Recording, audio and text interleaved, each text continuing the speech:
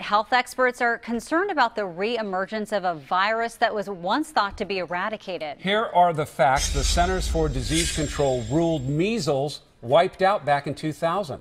But officials say 3 times as many people will get measles this year than in 2009. The reason?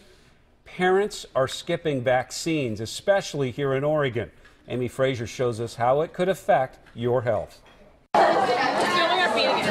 We're seeing more and more cases of the measles throughout the U.S. and right here in Oregon. So far this year, Oregon has seen 6 cases. In all of 2013, there were 5. In 2012, just 1. So I went to the Oregon Health Authority to ask about our health and safety.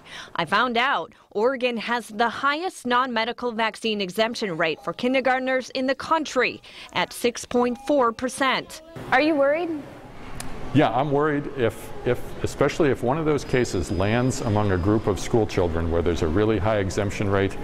I'm really afraid of how much spread there's going to be. Measles is considered one of the most contagious diseases around. If I have measles and I cough into the air and you walk into the same room an hour later, you could get measles from breathing the air that I coughed into. Health officials say those who get measles typically are not vaccinated and are exposed to infected travelers coming into the country. Our public health challenge then is to make sure that everybody around that person is vaccinated. You don't want him to get sick, you know, he goes and plays with all the other kids. You don't want to come home sick. We found others who are against it. I think for people who don't necessarily want to take their children's health into their own hands, then vaccines may be a great addition to their lives, but not for us. Welcome to the Oregon Health Authority's Vaccine Education Module. On March 1st, a new Oregon law went into effect that requires parents who claim a non-medical exemption to receive education about the benefits and risks of vaccination. We want them to be aware that